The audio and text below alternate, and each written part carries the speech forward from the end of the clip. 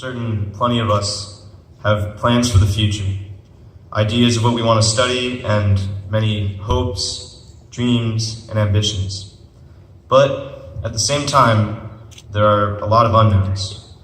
A few that have crossed my mind, for example, are some big ones, such as, what will college be like? Will we find great friends? How badly will we miss our families? Will we find a job that we love? Or will we eventually get married or have kids? And also some smaller unknowns, like, will our roommate be as cool as we hope he is? Does the freshman 15 really apply to me? Or what will we do without Phil? Well, that's actually one of the bigger questions now that I think about it, but you get the point. There's a whole world out there full of unknowns that is nothing like the one we've been a part of here. The world here, however, was once a foggy mystery too.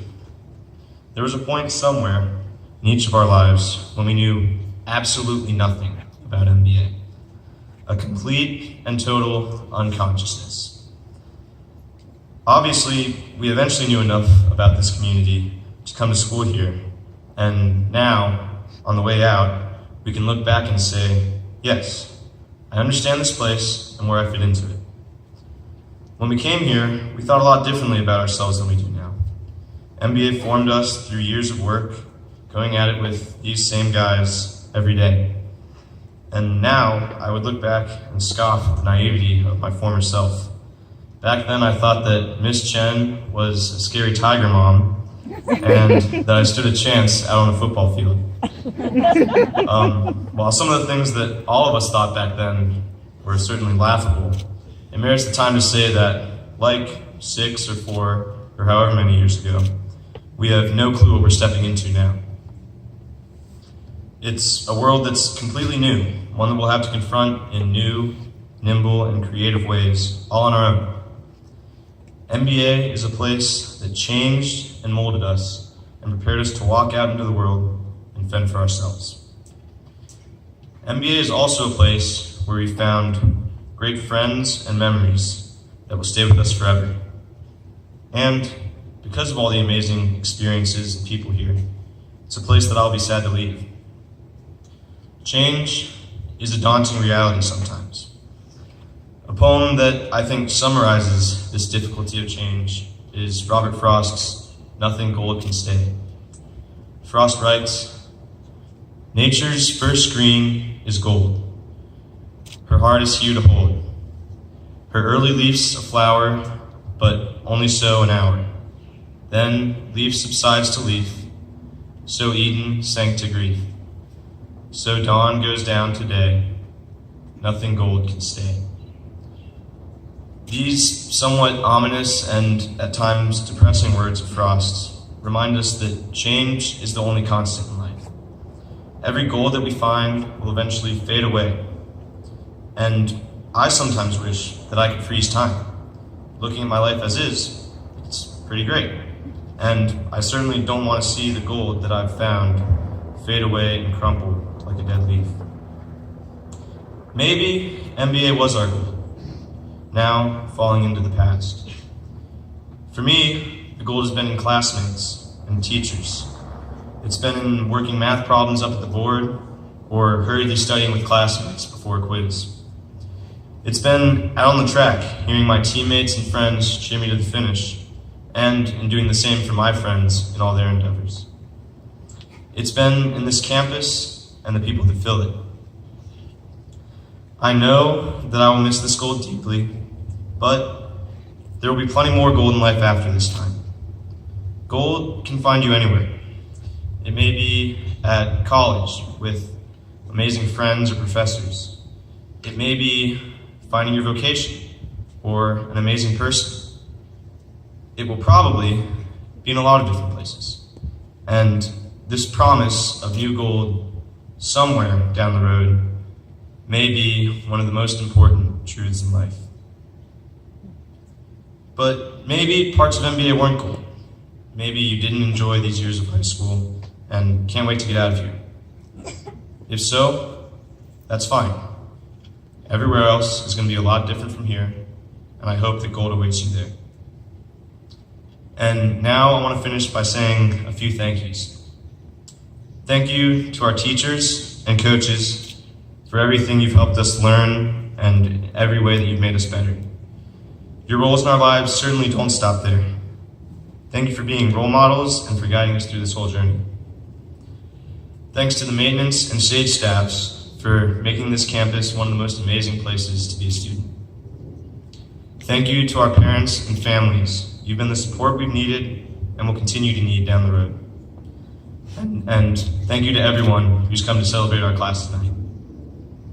Lastly, thank you to my class. Thank you for being the gold that I've found in life during our time together. I don't know what exactly it is that sets our class apart or makes us special, but maybe we're perfectly normal. It doesn't matter to me though. It's you guys that have held me up for the past 6 years.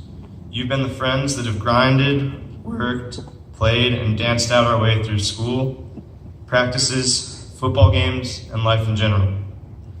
You've been the peers who challenged me to make better of myself. You've been the sea of gentlemen that's created a thunderous roar on that field over there.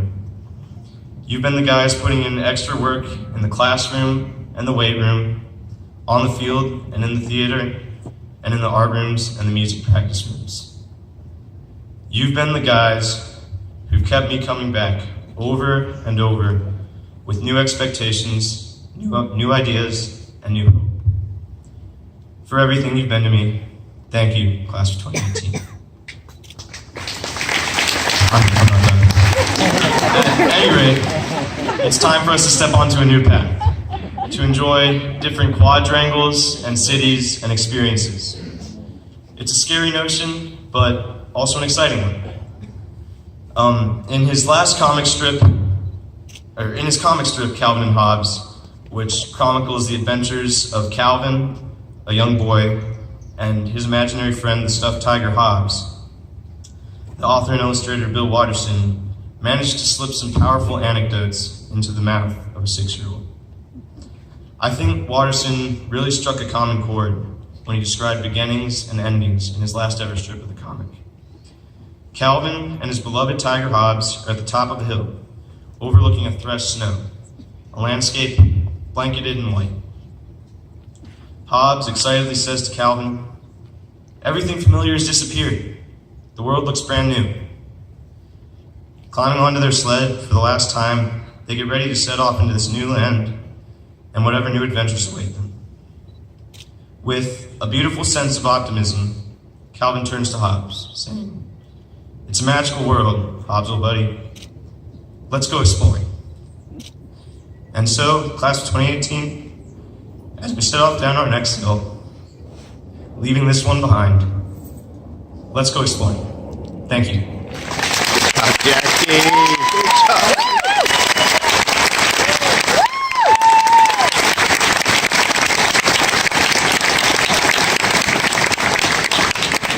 John Nolan Sullivan, we congratulate you, Jack, on earning the distinction of valedictorian for the class of 2018. You too have earned an exceptional record in MBA. From the service club to math and science competitions to interest in youth and government and various politics-related events, you have made your impact on the MBA community.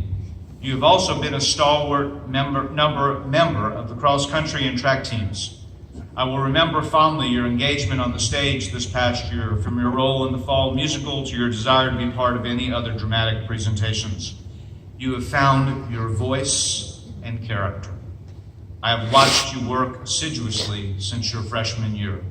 You've been destined to earn this honor, but you have also have completed this journey with grace and aplomb and elegance. We are grateful for what you have done for the MBA community, and I know you will excel next year in many ways at Princeton University. I proudly award you, Jack Sullivan, MBA's 2018 Valedictorian Medal.